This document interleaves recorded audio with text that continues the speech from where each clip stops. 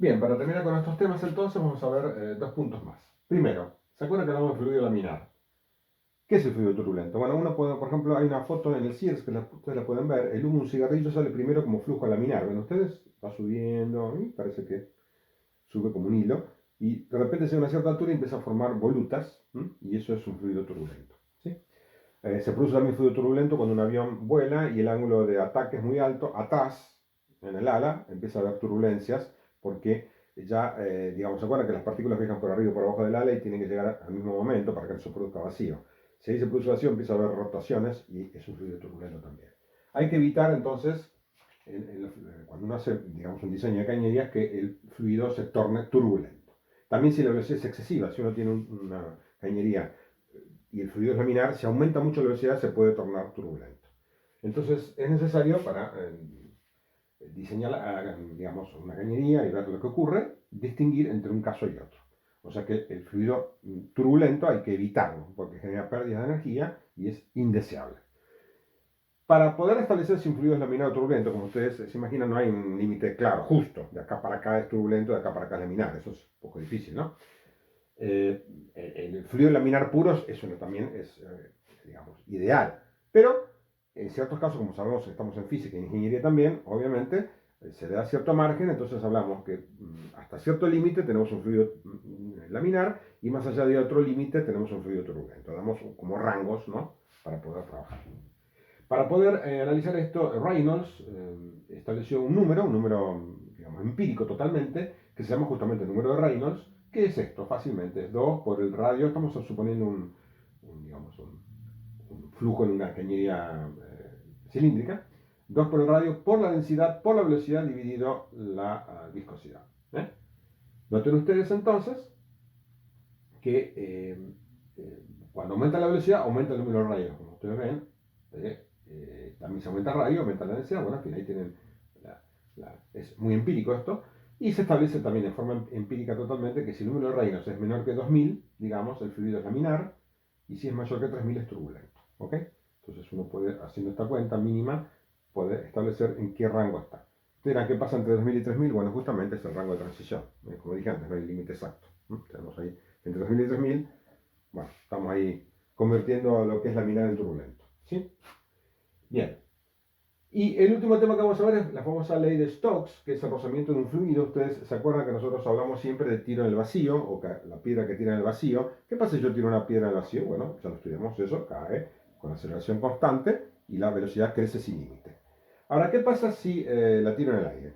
Dijimos, en el aire hay rozamiento del aire. ¿Se acuerdan que hablamos de eso? Y despreciamos siempre el rozamiento del aire. Bueno, ¿cómo es el rozamiento del aire? El aire es un fluido. Puedo también tirar la piedra en el agua, es lo mismo. Si tira la piedra en el agua, también roza con el agua, ¿no? Es la misma ley. ¿Sí? Entonces, ¿qué dice Stokes? También una ley empírica.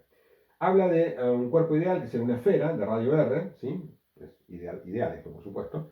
Y si esa esfera se mueve con una velocidad v de radio R y está sumergida en un fluido que tiene un índice de viscosidad eta, entonces la fuerza de rozamiento también es una ley empírica, es bastante fácil, 6pi por el radio de la esfera por el coeficiente de viscosidad por la velocidad. ¿Sí? ¿Qué vemos? Que la fuerza de rozamiento es proporcional a la velocidad. ¿Ven ustedes? Vamos a ver esto más adelante cuando veamos oscilaciones amortiguadas. Vamos a ver que un amortiguador funciona también. Tiene una fuerza de rozamiento que depende de la velocidad directamente. ¿Sí? Eso lo vamos a ver en la última unidad, la unidad número 9. Pero ya les anticipo que es una fórmula que vamos a usar. Entonces, lógicamente, cuanto más viscoso es el medio, más fuerza de rozamiento tengo. Un medio ideal que no fuera viscoso, si este es igual a 0, no hay fuerza de rozamiento. Lo ven claramente. Esto puede ser entonces una bolita donde tirada en agua o tirada en aire o donde fuera. ¿Sí? Esa es la fuerza de rozamiento que aparece. Fíjense ustedes que la fuerza de rozamiento es proporcional a la velocidad. No es constante como habíamos visto antiguamente entre dos planos que rozan. ¿Se acuerdan? La fuerza de rozamiento cinética era constante. Bueno, ven acá que depende de la velocidad. ¿Sí? ¿Qué va a pasar entonces? Analicemos la velocidad terminal en aire, por ejemplo. En aire o en agua, puede ser también, ¿no? Yo tiro una bola, como en caída libre, pero ¿qué va a pasar ahora? Analicemos la bola, la esfera, que tiene una cierta densidad del cuerpo, que está sumergida en un fluido que tiene densidad de fluido y una cierta viscosidad. Esto puede ser aire, por ejemplo, ¿no? ¿Qué tiene la bola? Tiene su peso, por supuesto. Nosotros analizamos solamente el tiro ideal, suponiendo que la única fuerza que actuara era el peso. Esta fuerza no existía, solamente el peso. Cada con su peso, por eso la aceleración es constante. ¿Qué pasa ahora? Hay dos fuerzas adicionales que se oponen al peso. ¿Cuáles son? El empuje, que lo tenemos que considerar, habría que ver si lo consideramos o no, depende eso de la diferencia de densidades, como vamos a ver. Si tengo una bola de metal en el aire, el empuje casi es despreciable, ¿no? ¿Se acuerdan que era el empuje?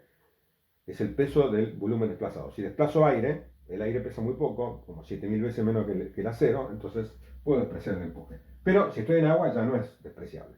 De todas maneras, esto hay que considerarlo. Es el empuje que ya hemos estudiado en hidrostática. Es el peso, el empuje es el peso de quién? Del volumen desplazado por el cuerpo. En este caso es todo el volumen porque toda la esfera está sumergida en el fluido, por lo tanto es el rho del fluido por el volumen del cuerpo ese, por qué. Es el peso entonces, fíjense, del volumen desplazado. Ese es el empuje que vimos cuando vimos el principio de Arquímedes. La fuerza de rozamiento es esta que atacamos, la que acabamos de determinar.